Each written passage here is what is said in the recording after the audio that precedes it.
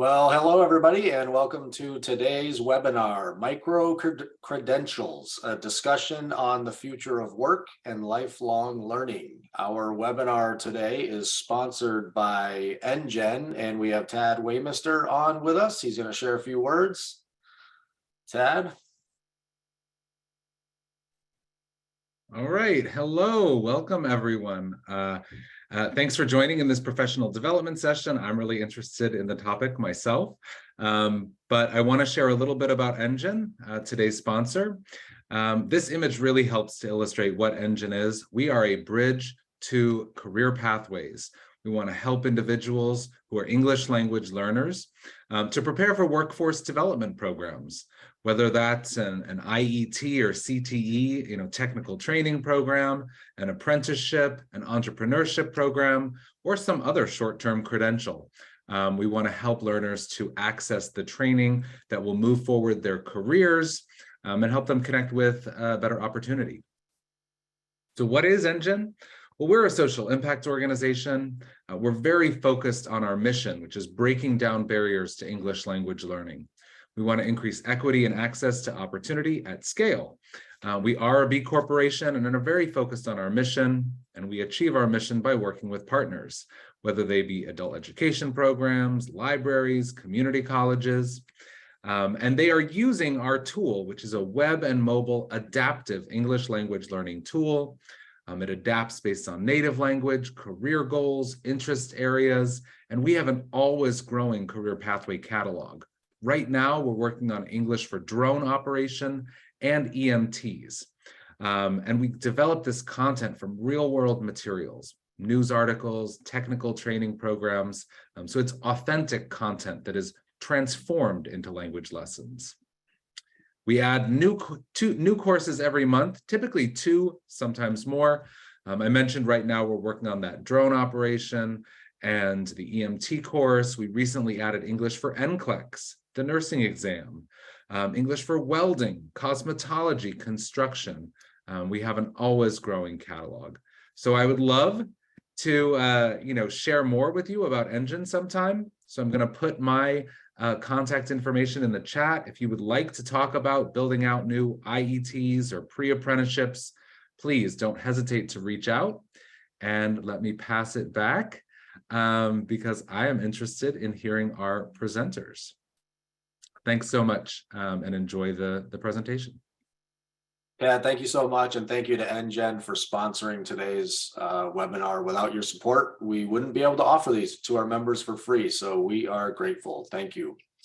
All right, so let's introduce our presenters. We have Joey Lehrman and Leah Downing. They are project managers for ISTE's Skill Rise Adult Learning and Workforce Development Initiative. You can say hello to them in the chat box. Let us know where you're calling in from today. If you have questions during their presentation, feel free to submit those in the Q&A box. And with that, I'll hand it over to them. Thank you. Thank you so much to James and Tad and NGen and COABE for welcoming us today. Good afternoon, good morning, wherever you are calling in from, and thank you for being here today. We are excited to spend the next 45-50 minutes or so talking about the world of micro-credentials and how we think they can play an important role in the future of work and lifelong learning. So to get started, I want to kind of do a level set, try to get us all on the same page, because I think, especially over the last few years, there's a lot of buzzwords and a lot of phrases we hear. And so I think there's a lot of basic understandings out there that we should get on the same page about. So as I see it, there's a lot of credentials in the world, and we know what some of those credentials are. So a high school diploma, a college degree, these are examples of credentials. When it comes to whether or not a credential is useful, I think there's also a lot of credentials that are recognized by employers and used as part of their hiring process, and some that aren't. So for example, we may have heard of like a Google certified educator, which some schools look for when they're hiring teachers. COABE has examples of credentials like the COABE presenter credential, which you need to earn in order to present at the COABE conference. Continuing on, we also understand that credentials typically require some sort of digital wallet in order to display or share those on a resume.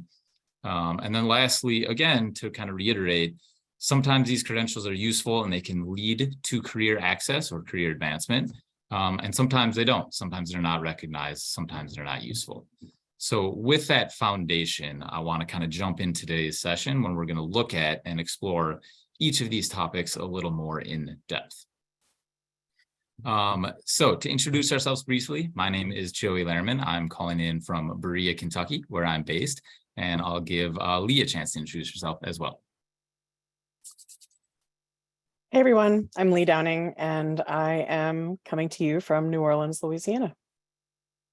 We also have a couple of staff members that are not with us today, but we did want to put our contact information up at the start and at the end, because there's going to be a few projects we're talking about today that if you're interested, we would be excited to explore opportunities to partner. We also have a no-cost digital skills pilot we're getting ready to start in January. So if any of that looks interesting, we'll have our contact information up, and hopefully we can find ways to connect after today's session. So as a brainstorming question, I want to see people jump into the chat. Imagine at your program, you were hiring a new teacher. What kind of things would you think about or consider when you're hiring them? What kind of skills do you hope your new teachers, this could be a navigator as well, or a career coach. What kind of work experience do you hope they have? What knowledge do they bring into the program? So I'm hoping people will come over to the chat and think about, hey, what are the skills, knowledge, and experience you look for when you are hiring a new teacher or a coach? And Karen, thank you for being the first person to jump into the chat. I know that always takes a little bit of bravery. So we're looking at technology skills, depends on the position, communication skills. Thank you, everybody, for jumping into the chat. We're kind of brainstorming right now. What are the skills? What are the knowledge? What kind of experience do you look for when you're hiring a new teacher or navigator? I see a lot of people talking about tech skills, digital skills. So I think we're seeing a theme there. And then it comes back to some of those soft skills. So communication, ability to understand unique needs of adult learners. So let's take that question one step further. How are you going to validate that they have those skills? So I see people saying, hey, I'm looking for someone with tech skills, or I'm looking for someone with communication skills. What's your process? What do you go through to confirm that they have those skills? So again, kind of curious to hear in the chat, what process do you use to validate or confirm that your applicants have the skills that you're looking for? Or put another way, how do you know they're going to be successful in the job as you're hiring them, as you're interviewing them? And I see Laura, good to see a friendly face on the call. Laura, so glad you're here. Ask them for micro-credentials. Awesome. That's a nice precursor to some of the themes we'll look into today. I see people say they'll interview people. That makes sense. Certifications. An activity. I like that. A mock session. So kind of like a task that you can give them so you can watch them teach or watch them do some of the things that they'll do on the job. That all makes sense. So keep these ideas in mind. We're going to come back to them a few times throughout today's session. Those of you that have been to a Skill Rise session before know that we like to start with these digital literacy tips for two reasons. One, it's just kind of a fun way to start a session as we all build tech skills together. But two, we also think this is a good strategy to bring to your staff and to your students to support peer learning. Let's all kind of share different things we're learning together. And those of you that have seen me on Twitter or LinkedIn know I'm a big fan of GIFs. So here's a tech tip. Did you know on LinkedIn that you can endorse people for skills? So here's an example of me going to Lee's profile, and I can scroll down to the skills section of LinkedIn, and I can endorse Lee's skills for writing and editing, which if you ever need something edited, send it to Lee. It'll superpower your writing skills. But here's a way that I can, on LinkedIn, show to the public, show to the world that I believe Lee has editing skills. So I hope that's a useful tech tip, but I want you to keep in mind as we think to our last brainstorming question for now. If you were hiring a new teacher or a navigator, and you're looking for tech skills or communication skills or digital instruction skills, would you use skill endorsements on LinkedIn? So again, I'm curious to hear from everyone in chat. Would you find skill endorsements useful? Would they tell you anything interesting? What do you think some of the limitations are? So I'm curious to hear from everyone. As you think about skill endorsements on LinkedIn, would you accept those? Would you value those? Would you find them to be helpful? So I see people jumping in. Thank you for being brave and responding to our chat. I see some people saying absolutely. See some saying maybe a good start, but would have to be validated.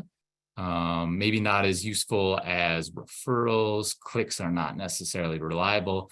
That's awesome. So it seems like we have a nice spectrum of opinions in today's session about, are LinkedIn endorsements useful? Do they help us understand and validate the skills that applicants have? And some people say absolutely yes, while others a little more skeptical, maybe looking for other ways to validate this in a more robust way that aligns with your hiring process. So as we get into today's session, I want to thank you all for keeping the chat active. I know webinars can be a way to kind of sit back passively, but I want to emphasize that we're not experts here. Like the 21st century, things are changing so quickly. We're trying new things and exploring ways to learn, but all of you are experts too. All of you know your students. All of you know what is useful when hiring staff. And so we're all teachers, we're all students, we're all learning from each other. So keeping that chat active is essential for today's session as we explore ways to learn from each other. So with that, we're going to get started with what I hope will be an interactive session in which we're kind of going back and forth. I'm going to start with an overview of micro-credentials, talk about how we're thinking about micro-credentials here at ISTE SkillRise, and then kind of talk about LDRs, or the technology behind micro-credentials that may enable a more equitable opportunity and ecosystem for our adult learners. And then, like I said before, we have some no-cost digital skills pilots coming up in case you want to try some of our courses. And we'll talk about at the end how you can get involved with those courses starting in January. Okay, so as an overview, I want to kind of just introduce the world of micro-credentials. So like I was saying before, we're all familiar with conventional credentials like a high school diploma or a college degree. For the sake of today, I again want to kind of level set. We're talking about micro-credentials. So not something like a high school diploma or a college degree. Kind of more simply put, we're thinking about things today that are non-traditional. So a few of the elements that make something non-traditional is it's typically shorter to earn than a high school degree or diploma or a college degree, typically less expensive, can be targeted and aligned with specific knowledge and skills, and can at times be more responsive to the needs of employers, the needs of the economy. And as we'll look at later, there's also a digital layer. There's a technology stack that enables this opportunity. So to give a couple examples that we've talked about already, there's the project management certification, Google Certified Educator. I know a lot of people on the call are familiar with North Star Digital Literacy. Students that pass that exam get a digital badge. That's an example of a micro-credential.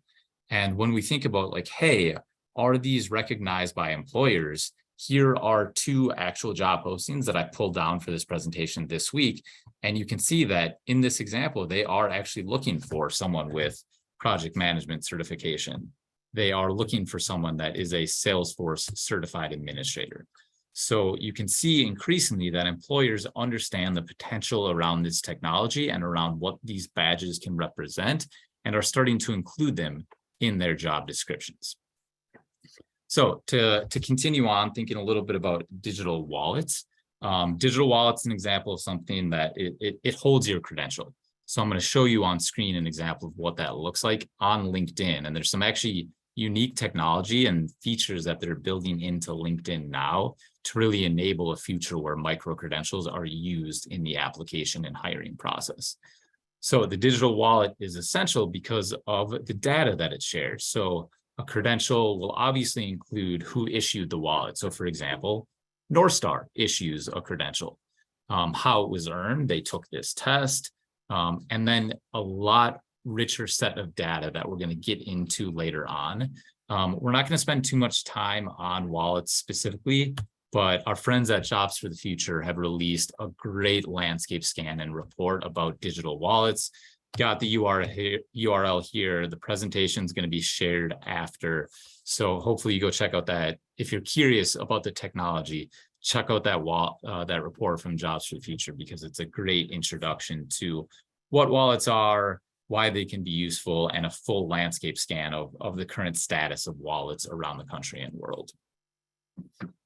So like I said, I want to show you an example of what this wallet can look like. So LinkedIn has digital wallets already built in to support the metadata that's included in a micro-credential. So I'm going to open up a link here to kind of show you what that looks like and show why I think this can be pretty powerful technology. So this is a colleague of ours at ISTE, does our instructional design. So this colleague of ours has earned the project management certification. What's especially exciting about this is I can see that this was issued, who it was issued by, if it expires. In this example, there's no expiration date, but I can now take this a little further and I can say, hey, actually show me that credential. And this links to the additional data. So I can see, hey, what skills are included in this credential? How did they earn it? How was it evaluated? So if I were hiring someone and I wanted to kind of look at this credential, what's especially exciting is that I can dive deeper and say, hey, what is this credential? How was it earned? How was it evaluated? Who issued it? And when does it expire, amongst a slew of other data points that can be included in that credential. So again, if you're curious to learn about that kind of technology stack, about how a micro-credential can be found on LinkedIn and validated on LinkedIn, check out that report from Jobs for the Future. So continuing on, thinking about if we're hiring someone, you know, I hire people, I work at a comprehensive WIOA program. We offer the full range of WIOA fundable services.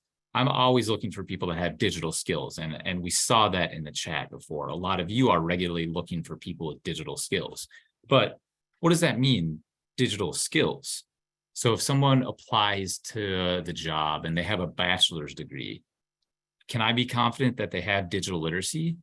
And if they do have digital skills, what's the difference between digital skills for developing spreadsheets versus the digital skills needed for AutoCAD drafting, the person that kind of helps architects develop drawings for different buildings? So even when we're talking about digital skills, there's a vast array of digital skills. So how as the hiring manager, can I differentiate between someone that applies and there's two applicants and they both have a bachelor's degree? Even someone that completes a college degree doesn't necessarily have the specific digital skills that I'm looking for to be a project manager or a teacher or a career navigator. And this is, again, where credentials can be exciting. So for example, I can look for a project manager that has the PMP certification versus someone that has an AutoCAD drafter certification. So that's where credentials and the data included allow us to validate, go a lot deeper on, hey, what skills, what knowledge, what experience does this applicant bring into the role? So I want to play a video for everyone in a minute that kind of talks through what's especially exciting about that to me. But the key to me is that I think about a lot of the adult learners that I've worked with, and I want to give you an example of one student. So I had a student that had been welding for 20 years. They were a master welder, and their employer, after 20 years on the job, changed the rules around different pay grades. So in order to qualify as a master welder, the student needed to have a high school diploma. Now, again, they had been working for 20 years as a welder, and then the employer changed the rules. So this student, although they didn't have a high school diploma, but they did have welding skills, had to come back to school and enrolled in my classroom. And we worked together for about a year. But what's interesting to me is that that's an employer that is struggling to figure out, hey, how do we validate skills? And what they end up doing is they resort to a traditional degree, like a high school diploma. And that to me is a serious limitation of hiring, because this student, like many of the adult learners in our classroom, have valuable skills. They have significant work experience. They have developed skills and knowledge over a lifetime, but oftentimes employers don't know what to do besides, I need to look for a high school diploma, or I need to look for a bachelor's degree. And as we just looked at, even someone with a bachelor's degree doesn't necessarily know how to weld. They don't necessarily know how to use spreadsheets or use digital tools to be a teacher. And so that's the key. That's where I see a lot of potential and excitement around credentials, because that student had been welding for 20 years. What would it have looked like if they could have gotten a welding certification that could be recognized in the hiring process. So this student started earning less for a full year until they could go back to school and get a diploma, even though they had been working as a welder for decades. So with that story in mind, I want to play this video. Give me a thumbs up if you can hear the audio. I'm going to play it now and then we'll come back together. When COVID hit, it hit us pretty hard. It wasn't too long after that when I lost my job. Not even more than 2-3 weeks later, I fell into a position to where I was losing my house. Me and my family, we were living with my grandparents for a short period of time. The thought in the back of my mind, you know, my kids, my wife, they've always relied on me to support them. The only jobs I was able to find were jobs that couldn't pay the bills. It was just a dead end everywhere I looked. It's always been a dream of mine all my life to be in the IT field. I enrolled in an IT training program with a nonprofit called Merit America, and they helped me earn my Google Career Certificate at my own pace in less than 6 months, and connecting me with a coach, a group of peers, and employers. The Google Career Certificates program was created by experts that currently work at Google. And it was so flexible, it allowed me to navigate my very busy life and still have plenty of time for my family. The Google Career Certificates program really taught me how to be more efficient with the skills I'd already known. I knew everything I was learning throughout the course was relevant to the industry. It just gave me a level of confidence I've never had before. When I completed the Google Career Certificates program, I was so happy. The next day, I was getting interview requests for jobs in IT. One really stood out from the rest, and that was Zenify. The job I had before Zenify with Custom Fireside was the highest paying job I've ever had in my life. I was a lead installer, and with Zenify, as an apprentice, I'm actually making more than that. My family is definitely proud of me. If someone else is considering Google Career Certificates, I just tell them to not give it a second thought and just dive in for it, because it's such a rewarding feeling at the end of it all. My story is proof that if you want something bad enough, you can make it happen.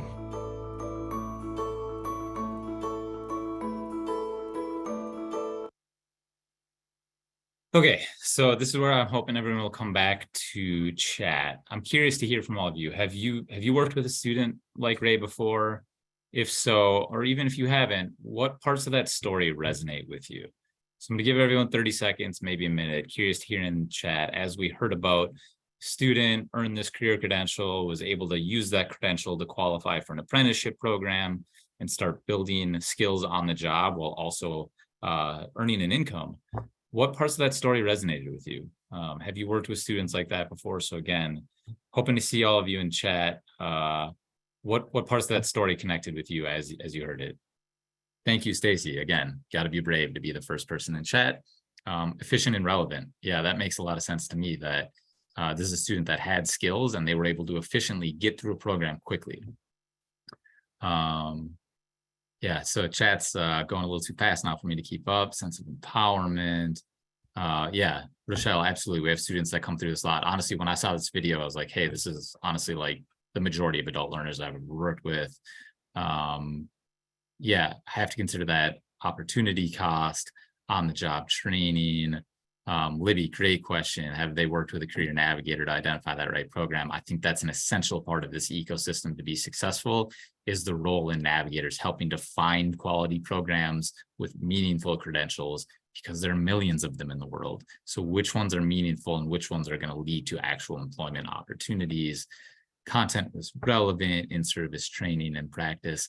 And yeah, for me, the part that resonated most is there's a line in there where Ray goes, like, this helped me validate the skills I already had. And so as I sit here, like, I think high school diplomas are useful, college degrees are useful, master's degrees are useful, but they shouldn't necessarily be the only credentials that we can use to help adult learners qualify for career pathways. So if a credential can be earned and validated, why can't it be accepted by employers? Especially because a lot of times, as everyone's noting in the chat, they can be more relevant to current skills, they can be earned a little faster, they can be cheaper, helping adult learners get into the job where they can then continue to build skills and advance in that career through apprenticeship programs, through mentorships, and through actual work experience. So I see that theme coming out a lot, and that to me gets at the core of why here at SkillRise, we're really excited about the future of credentials, because ultimately I think it can be a more equitable system, because I've worked with thousands of adult learners over the years that have valuable work experience, valuable volunteer experience. They've built up meaningful skills over time, but when it comes to applying for a job, employers sometimes struggle. I only know how to look for a high school diploma. I only know how to look for a college degree. And yes, those credentials are valuable, but they don't necessarily have to be the only credentials that we consider in the job ecosystem. Again, thank you all for being in the chat and being active. At this point, like I said, we're excited about credentials here, so I want to hand it off to Lee to talk about kind of the work we're doing at SkillRise around digital and lifelong learning skills, and then we'll come back together and kind of talk about how to participate in some of our upcoming pilots. So thanks, Lee. Hey, Lee Downing again. How's everyone doing? Thanks for being so active in the chat. And thank you, Joey, for such a great introduction there. So at SkillRise, we are doing a lot of thinking about what he's been talking about and credentials related to it. When SkillRise got started, they started working with building some guidance around implementing technology within adult learning environments, and very quickly also moved into looking at where there might be a need for greater guidance around digital skills and lifelong learning skills. And really what we did first was to take a look at where that need sort of existed. The profile of a lifelong learner was what was born out of that inquisition and development. And so we're going to talk a little bit about that. You want to head to the next slide there, Joey? Thanks. So the profile of a lifelong learner, it is if we're going to just boil it down, it's a standards framework that defines the digital skills and dispositions that adult learners need to be competitive in the future of work. It also extends to daily life, community life, not just workplace life. And the idea is that this applies to not just adults who are wanting to upskill or to advance in their careers or non-traditional learners, but that this really applies to all adults. And if you dive into the profile a little bit after our session and get to know it a little bit better, you'll see that you probably can think in your mind like, oh yeah, my boss probably needs to work on feature 4 there a little bit, or like, oh yeah, that guy that I was talking to who I actually hired to do this legal thing for me, could you work on feature 2? Like all kinds of professional levels of folks can benefit from working on these parts of the profile. So it is a research-based framework. The idea is that it's actionable. We're providing a lot of on-ramps, adoption resources, and there's an assessment that's being developed, and that it's oriented toward broad-scale systems change. When we worked to, as I mentioned, we're working to see where there might be a need with the profile. And so, for adult learners, there actually is like a lot of great guidance out there already around digital skills. What digital skills folks benefit from having, the order in which to develop them, even great training programs for those. So like isolated digital skills, what's a good checklist of which ones to start with, which ones to move on to next. A lot of you are probably familiar with North Star. That's where we started with Joey and I when we were working together at Delgado Community College with our students.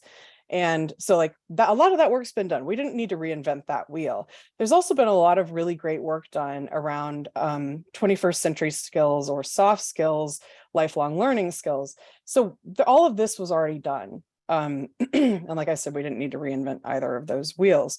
However, research was starting to come out that was suggesting, actually it wasn't suggesting, it was just outright saying that employers were seeing not necessarily a huge problem with people acquiring these discrete digital skills or people acquiring the soft skills in an isolated way, but rather that intersection of the digital and lifelong learning skills, where they intersect, where you have contextualized digital skills, that just was not happening enough with people, and that there basically were no resources and no support for people to develop those kinds of skills.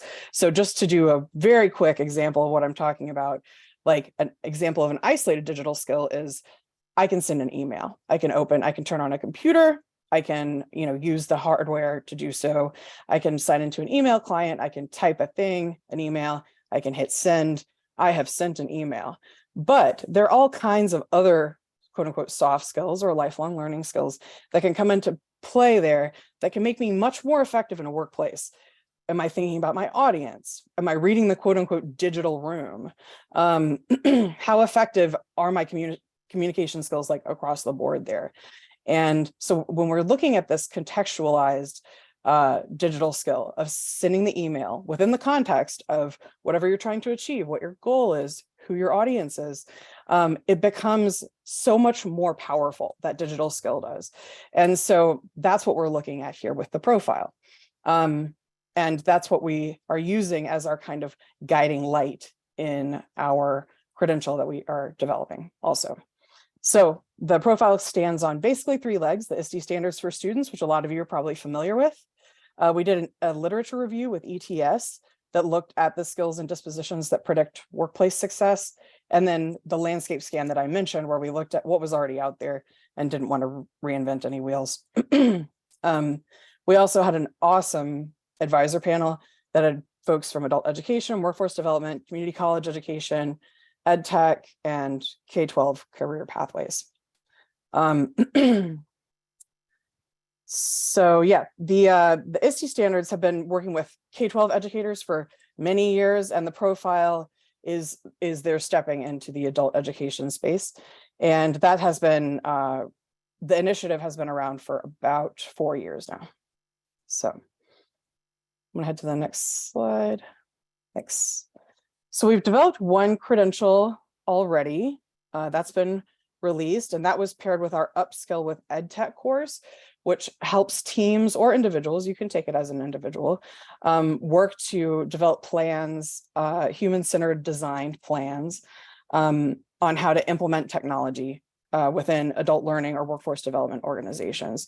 So instead of just like, hey, we got a bunch of laptops, let's just put them in a room and hope that people use them well, which is oftentimes how it goes. That's how it went. We're in a few places that I've worked anyway. Here's some technology. Now you have technology and technology problems are solved. Usually doesn't work that well. So that's the guidance that offered. And that aligns with the SkillRise, the first credential that we developed aligns with the SkillRise framework that I just mentioned. So that is verified by Badger and also can show up on your LinkedIn. So we have developed some microlearning experiences that feature some of the concepts that are in the Upskill with EdTech course and that framework, the first framework that we developed. And I think Joey's going to drop that that link in the chat. Can you do that? I actually can't. I only have one screen today, but we will get it in the chat shortly. Hold on. I will do it right now. Hold on. Got all the screens. There we go.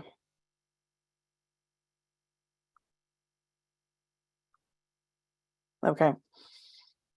So the profile, which we already talked about, it is, as I said, like a standards framework. It's divided into 5 features, which are then supported each by 3 practices. So you have sort of 5 parent features supported by 3 practices. You have 15 points of guidance underneath 5 main points of guidance. And we'll share that link also. But we have a microlearning experience that guides you through the entire profile, each of the features and all of the practices. And it's scenario based, a little bit of a choose your own adventure style type deal. And you can check that out. I just dropped that link also. We are currently working on some curriculum that is profile aligned to help people build these skills like at the foundational level. So the first course that we're developing is a career coach facing course. And so that's to help them develop those skills for themselves, but also to help their job seekers develop those skills. The next course, which is coming almost immediately after, is a job seeker or adult learner worker facing course. And that will be coming in the beginning of 2023, coming rapidly. We're very excited about it. And on that point, let me see, were there any questions that popped up?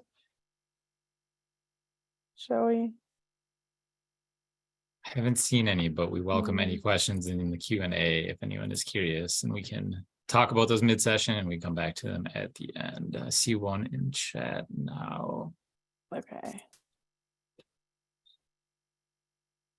Annalisa, good question. So that's where, if any of these links weren't accessible, I would check out the slide deck after from COABE that will be posted with the presentation materials, and you can access the links there.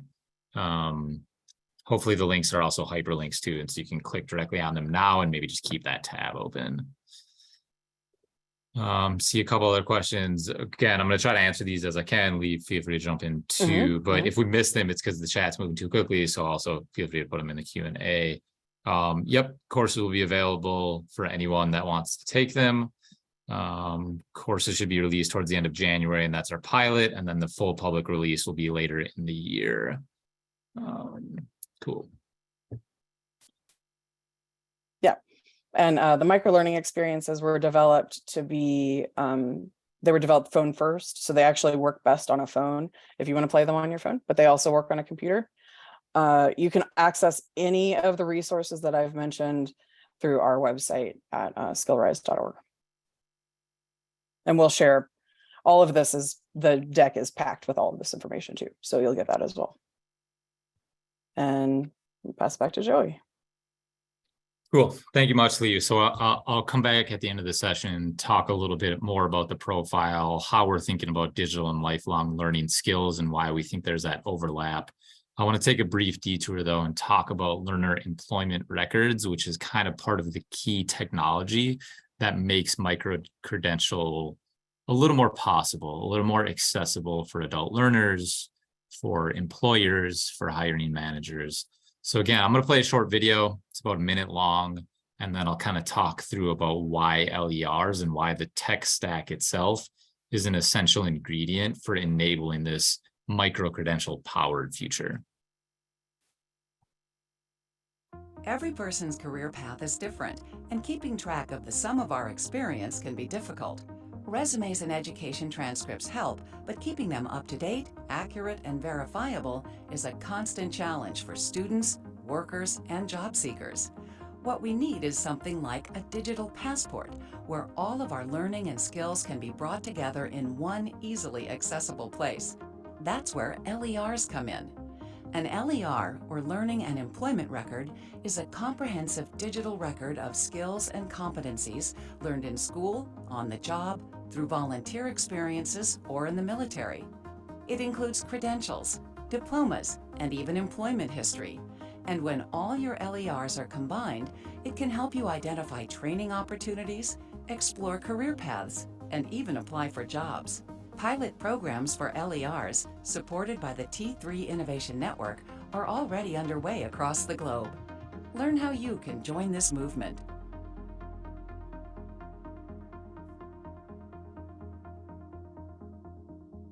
Every person's Okay, so I have a slide up here that looks really confusing because it is, and I'm going to talk through what it shows in a second. I just want to take a minute to point everyone's attention to the chat because we had some questions about how to click links, and then Marcy came in with an idea to kind of help each other out with links. So it's awesome when we kind of learn together. Peer learning is essential, I think, for the future of digital skills and lifelong learning and technology and adult education. So just wanted to shout that out. Thank you all for helping each other out and for helping us all kind of learn together. That is really awesome to see. So kudos to everyone for that.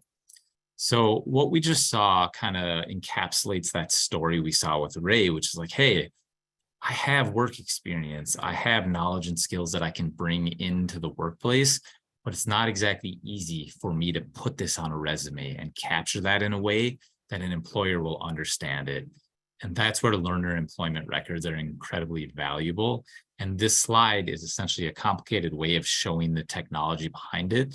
So for example, we at ISTE can issue a credential. Once that credential is issued, that job seeker owns that data. They can add it to their LinkedIn resume, they can add it to a digital wallet, and it is verifiable because of the work that the technology does in the background. We've published 2 blog posts about how this technology works on our website, so go check those out if you want to dig deeper into how this technology is an essential ingredient in that future. But the way I think about it is like this.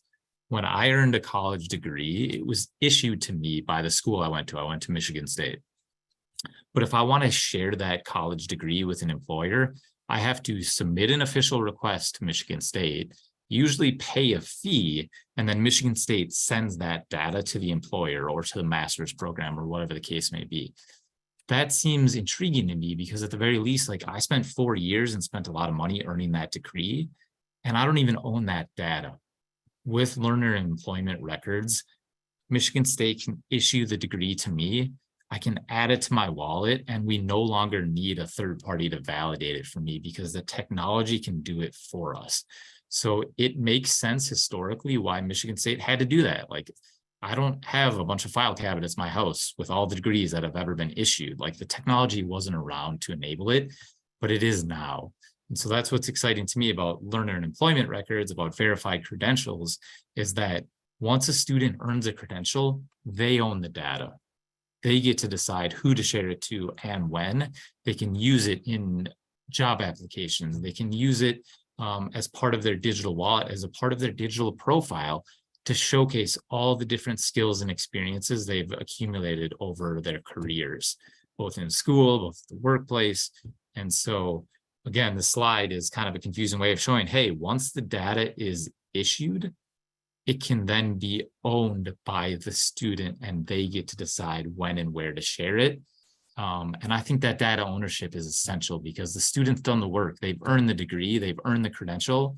They should get to decide when and where to share it. So I see some questions coming in, which is awesome. Lee is going to grab a link and put it in the chat. Thank you for your help on that front. And I got a couple questions on screen while that's happening. I see a couple questions. Joseph, are webinars part of micro-credentials? They absolutely could be. So COABE, for example, could issue a credential to say you attended this webinar. Doesn't necessarily mean that the credential is useful, or it's not like you could necessarily apply for a job and say, I went to this webinar and get a job because of it, but it can bolster your resume by saying, hey, like, I've learned about micro-credentials. Here's what the webinar included. So really any work experience, any life experience could be packaged into a credential and issued to a student, at which point they own the data and they can then use it as they see fit. How does this work with foreign credentials? Lynn, awesome question. It's the same kind of idea. So let's say a student has a credential that they earned in their home country that isn't necessarily transferable into America. With the data, it could be portable. So they could bring that credential with them. Now, again, it's still up to the employer to decide, do they accept it? Do they recognize it? But that's always been true. It's always up to employers to decide what skills and knowledge they're looking for. So when I'm hiring a teacher, I think the Google Certified Educator credential is valuable. I would recognize that when I'm hiring a teacher. So I think for ESL students, the value proposition is very similar, that the data enables students to better capture and showcase their work experience because of the technology. The credential gets issued, the student owns it, and anywhere they go, that data is portable. And then they can sit down in an interview and say, hey, here's the credential I earned. Here's what it means. Here's who issued it. Here's an example of an artifact I developed to earn that credential. So I think that use case applies across the board. Lisa, what is the cost? It's the cost of any credential. So some credentials are free to earn, some require payment. It depends on what the credential is and who's it being earned by. Patty, awesome question. Who does the verification? It's whoever issues it. So if Google issues a credential, they're doing the validation. If a high school diploma is issued by a state, the state is doing the validation, or the GED is doing the validation. The key here is that the credential allows us to capture more data and use that data as part of the application process. I want everyone to check out Marwa's comment because I absolutely agree with it. I think students need to be educating employers at times about credentials, but simultaneously we need to be helping educate employers about the potential as well. And as we know, employers are struggling to fill jobs right now, and that's why we saw that example earlier in this presentation.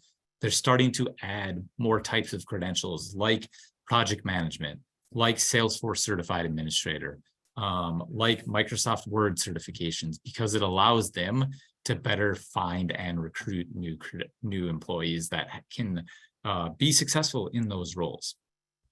Okay, so with that, we have a couple brainstorming questions, and Leah's put the link in chat, so I'm hoping everyone can jump into that Padlet, and this Padlet will remain open so we can kind of have this conversation over time because we're running out of time here.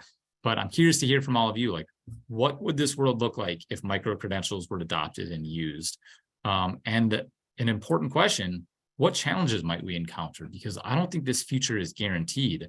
So how can we anticipate some of the challenges now and try to plan for them and prepare for them as we think about a world of micro-credentials and LERs? So if you open the Padlet, you will see the link here. If you just click the plus, you can add thoughts here. I'm going to give everyone maybe 2 minutes, just kind of join the conversation. And this is my favorite part of an online webinar. It's just as awkward in person when you're teaching and you ask a question and everybody's silent. People are like, oh, it's so much harder on Zoom, but it's like, hey, in person, it can be awkward as well. Like, you got to let students have time to think. And so we're going to do that now. I'm going to be quiet for a couple of minutes, and I think everyone will be excited if Joey stops talking for a little bit. So I'm going to give you 2 minutes, a couple questions in the Padlet. We're hoping to hear from all of you. What might the world look like if credentials were adopted? What challenges might we anticipate along the way? And then we'll come back together and start to think ahead about some next steps. So 2 minutes.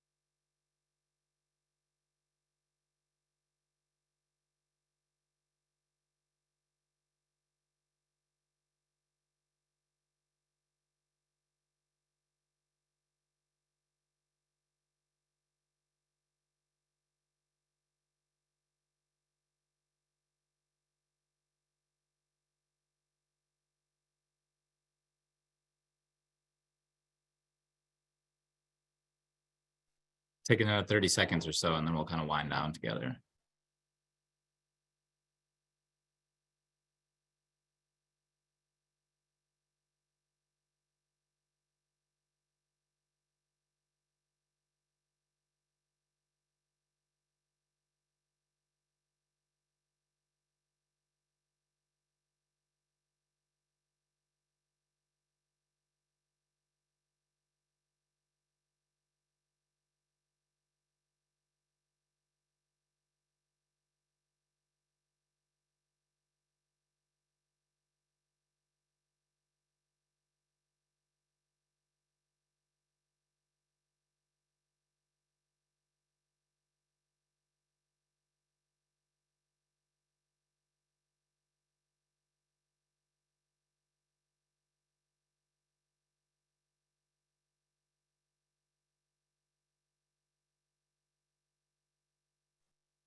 Okay, thank you all for, again, being so active. There's so many good questions here. I can't emphasize that enough. I also won't have time to highlight all of them. But a couple of things I want to say before we kind of conclude our sessions. First of all, I'm not an expert here. I'm learning about these things too. I think all of you are raising exciting potential, good questions, and there's so many resources out there to learn more. So on our website, for example, on the resources tab, you'll see we've published 2 blogs as part of a 3-part series that talk exactly about this. And I hope you'll go check them out, because it speaks to a lot of the questions that are included in chat and on Padlet. So that link is in chat now in case you want to check out some of these. And again, so many great questions. And I think what I want to emphasize is that this future isn't guaranteed. I think there's a lot of potential, but there's also a lot of work that needs to be done to ensure that job seekers can find quality credentials, that they understand how to use digital wallets, that HR systems and employers understand how to process that data. So a lot of potential, a lot of good questions. And my hope is today that any one thing inspired you, because if it did, please go learn more. There's so many great resources out there. So if there's one thread that you want to pull on, pull that and run with it as fast as you can. So Credential Engine, Open Skills Network, that JFF landscape scan, Digital Promise has done a lot of work, including case studies around the world of credentials. There's an LER hub put out by US Chamber of Commerce.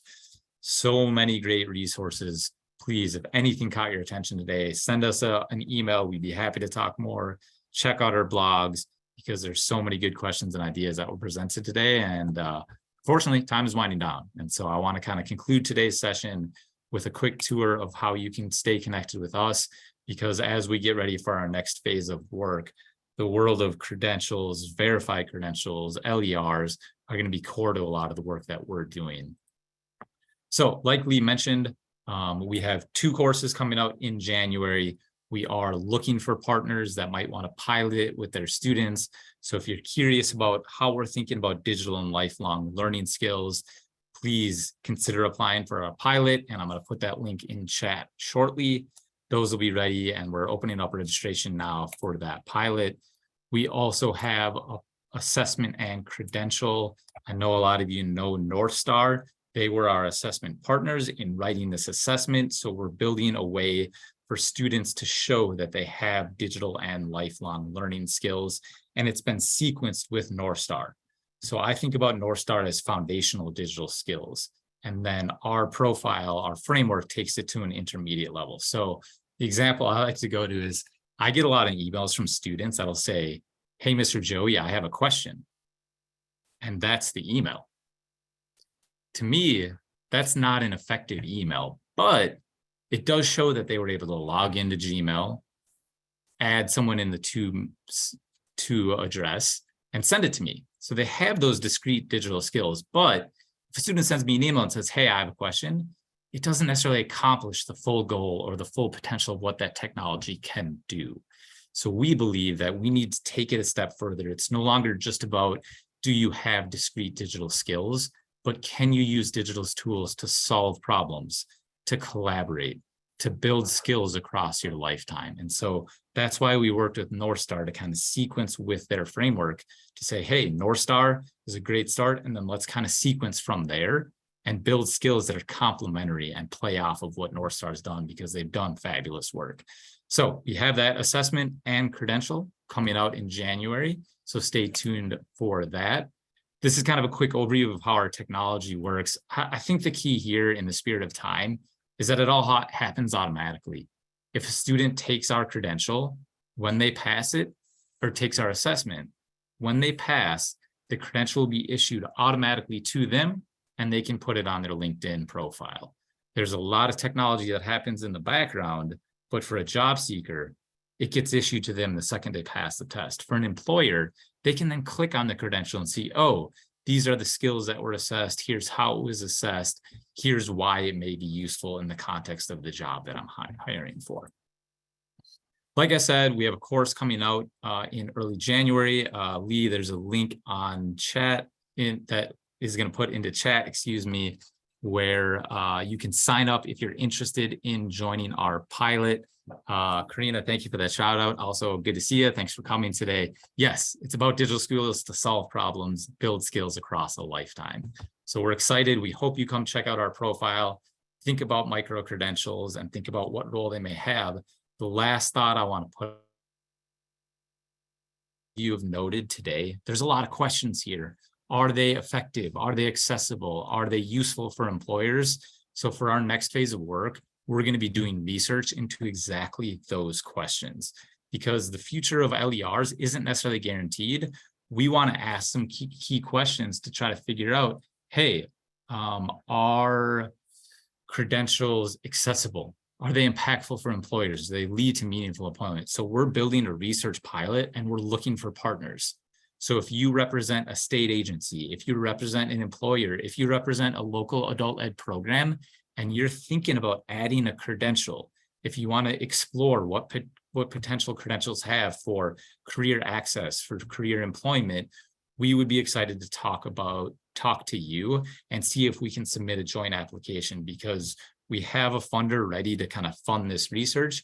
Now we're looking for partners that want to be part of this project to help us really structure a pilot where adult learners earn credentials, potentially multiple credentials, and use that as part of an IET program or a career pathway. So that's the biggest thing I wanted to emphasize today is we're looking for employer partners, we're looking for state partners, local adult ed trainers. We're curious to hear from you. So with that, if you want to connect, our information, our contact is on the slide now. Please reach out to me or Lee, and we'd be happy to talk more about this research project and how we'd be excited to talk to you about this research project. So with that, we have 2 minutes left. I'm going to try to scan through chat as best I can, but assume that I'm not going to be able to get to most questions now. My contact information is on screen right now. I'll put it in chat as well. Please reach out. We'd be excited. Anything caught your interest today? Let's talk and let's keep learning together. So thank you all for being here. We really appreciate COABE and Engine for the support today. Hope you all have a great day. And more than anything, I hope to connect after today. So stay in touch. Have a great day, and we'll talk to y'all soon. Joey, Lee, that was an awesome presentation. Wow. I want to thank everybody for joining us today. I especially want to thank NGen for sponsoring today's webinar, such a valuable webinar.